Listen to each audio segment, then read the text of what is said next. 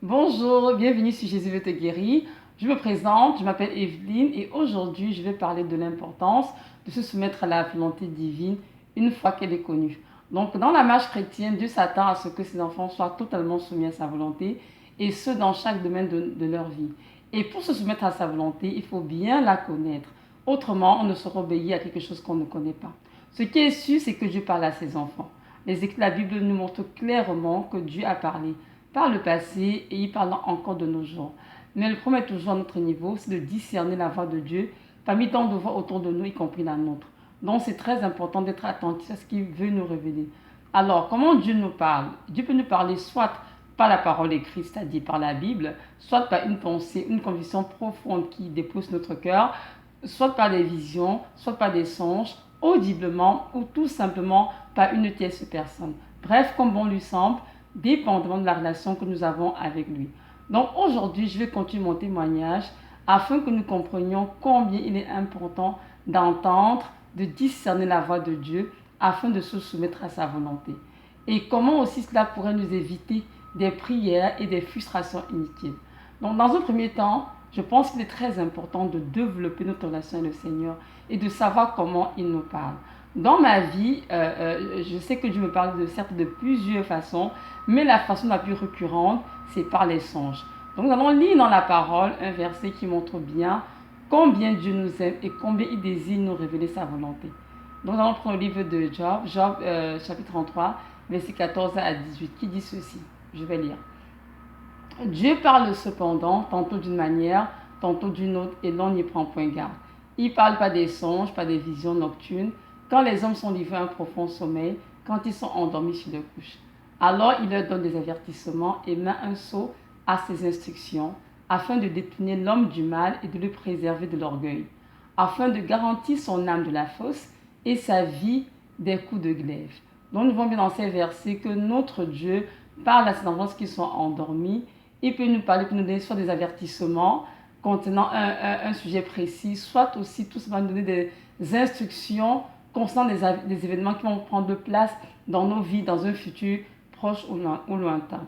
Donc voilà, comme je disais déjà dans le témoignage numéro 2, la naissance miraculeuse de mon fils. Donc aujourd'hui, je vais continuer à vous partager mon témoignage et nous allons bien comprendre combien notre Dieu est concerné pour nous. Donc voilà, on retourne à la maison, mon fils continue de grandir, tout allait bien.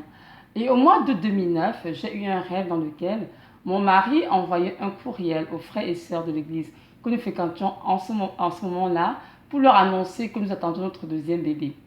Mais lorsque je me suis réveillée, je me suis dit que c'est peut-être un songe qui prendrait place dans un avenir très lointain. Car vu tout ce que j'avais enduré lors de mon premier accouchement, je n'étais pas prête de tomber enceinte. Donc dans mon cœur, j'avais beaucoup de crainte et j'étais vraiment pas préparée pour une nouvelle grossesse. Donc surtout que c'était été très très pénible. J'ai failli mourir la dernière fois. J'avais été victime d'une attaque spirituelle et ça avait été vraiment très difficile. Le Seigneur s'est vraiment glorifié en m'arrachant de la mort. Donc, je n'ai pas partagé le rêve à mon mari, mais lui aussi s'est dit, oh, pour moi, le Seigneur n'a pas dit quelque chose dans très longtemps, pas tout de suite. Donc, on est passé dessus, on a mis ça de côté, on a continué notre vie.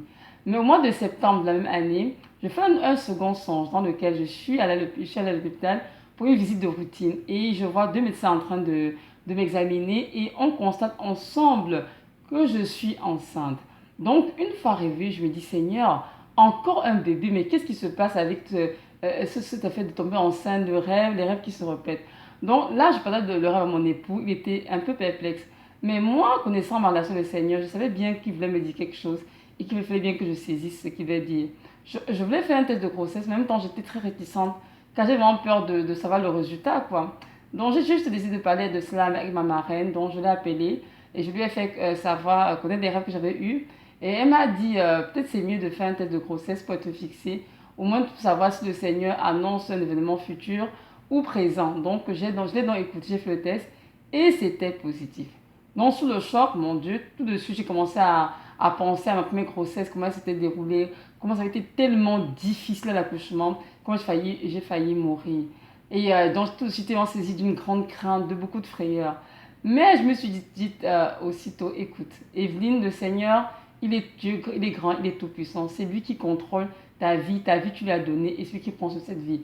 Donc j'ai dit Seigneur, j'ai prié, dit Seigneur, tu es vraiment le Dieu de gloire. C'est sûr Seigneur que vraiment je n'ai pas souhaité tomber enceinte en ce moment de ma vie Seigneur. Je ne me sens pas du tout prête. Mais si telle est ta volonté pour moi, qu'il me soit fait donc selon ta volonté. Donc j'ai donc pris un rendez-vous à la clinique. Et à ma première visite, tout allait bien, le bébé se développait bien. Mais je suis orientée vers la clinique des grossesses à risque très élevé. Vu que j'avais fait une prééclampsie à ma première grossesse, donc ils ne voulaient pas que les mêmes choses se répètent. Donc, ils ont juste voulu faire un suivi étroit pour être sûr que tout irait bien. Donc j'avoue que je n'étais pas très contente quand on venait de me coller une étiquette. Et dans mon cœur, j'ai commencé à refuser tout de suite en proclamant vraiment que mon Dieu est trop grand et que la grossesse se déroulerait bien par sa grâce. Donc à la seconde visite, lorsque j'étais dans la salle d'attente, j'étais un peu nerveuse. Car je redoutais bien ce que dirait le médecin, les connaissant, parfois ils ont souvent tellement de paroles, excusez-moi, disgracieuses. Donc, mais une fois à mon tour, je chante dans le bureau du médecin. Lorsqu'elle a pris connaissance de tout mon dossier médical, elle m'a conseillé vivement d'interrompre la grossesse. Alors, je lui ai dit tout simplement, non madame, je ne peux pas interrompre la grossesse parce que je suis chrétienne, je ne peux pas avorter. Elle m'a dit, mais c'est une question de religion madame. Vous êtes encore très jeune, pas encore 30 ans, vous avez tout le temps de faire les enfants. Mais pour l'instant, c'est de votre santé. Vous vous souvenez ce qui passait à votre premier accouchement? Vous avez failli mourir. On va de justesse. Donc, je pense qu'une grossesse en ce moment est vraiment très mal planifiée. Je lui ai dit, madame, écoutez, moi, je n'ai rien planifié. Je peux tomber enceinte et tout. Maintenant, si le Dieu qui a donné le bébé veut arrêter la grossesse, il le fera de lui-même et tout dans sa souveraineté. Mais moi, je ne pourrais pas l'aider en faisant quoi que ce soit. Donc, elle m'a dit, madame, que vous compreniez, c'est vraiment très dangereux. En plus, vu votre état de santé, parce qu'à l'époque, il m'avait juste diagnostiqué que je souffrais d'une maladie auto-immune, la sclérodermie. Et avec cette maladie, il se pourrait que les femmes font beaucoup de fausses couches. Donc, avec tout mon dossier médical, elle se disait, non, c'est peut-être, elle a dit tout simplement, madame, vous ne pouvez porter une vie en vous. Vous êtes très malade, porter une vie en vous. Et je lui ai dit, non madame, je comprends très bien la situation, mais je peux vous dire que je sais, dans l'ombre d'un doute, que je veux poursuivre la grossesse. Donc, elle a accepté, elle a écrit un avis médical, évidemment, sur un document pour montrer bien qu'elle n'était pas d'accord, que je poursuive la grossesse, que c'était mieux de la faire arrêter pour moi. Donc, je suis entrée à la maison, je suis dans ma chambre, j'ai prié et j'ai brisé toutes les paroles négatives qu'elle avait dites sur le bébé, sur moi. Et j'ai juste proclamé, j'ai dit Seigneur, tu es mon Dieu, tu es mon tout Seigneur, je te remets toutes choses. Que toute la gloire te revienne et que cette grossesse Seigneur se déroule pour ta gloire Seigneur. Donc après cela, j'ai fait le rapport médical à mon mari et il m'a dit de ne pas m'inquiéter car il avait l'assurance que Dieu était au contrôle de toutes choses. Il a dit évidemment que l'avortement n'était pas une option, je n'avorterai pas du tout. Et nous allons tout simplement continuer de prier et par la grâce de Dieu, Dieu fera toutes choses pendant son temps. Donc voilà, on a continué de prier, on s'appuie sur le Seigneur. Et entre-temps aussi, par sa grâce, on m'a transféré d'hôpital. Donc je suis dans un autre hôpital avec un nouveau médecin qui avait certainement moins de pression que la première. Donc cela m'a beaucoup aidé certainement. Donc tout se déroulait très bien et Dieu m'a rassuré en me donnant vraiment un verset dans la Bible, le Psaume 139, versets 16 à 17, qui dit ceci.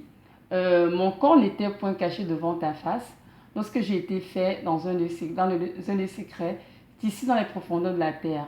Quand je n'étais qu'une masse informe, tes yeux me voyaient, et sur ton livre de vie étaient inscrits tous les jours qui m'étaient destinés avant qu'aucun d'eux n'existât. Donc le Seigneur avait fait comprendre que c'était lui l'auteur de la vie, et que c'est lui qui tisse l'enfant dans le sein maternel, et que je n'ai pas à m'inquiéter de quoi que ce soit, parce que c'est sûr et certain que l'avortement ne peut pas être une option, c'est certain, parce que sa parole est très claire dessus, de ne pas tuer alors que avorter c'est tuer. Donc c'est très clair pour moi que Dieu ne voulait pas que je tue, que je commette cet acte et tout.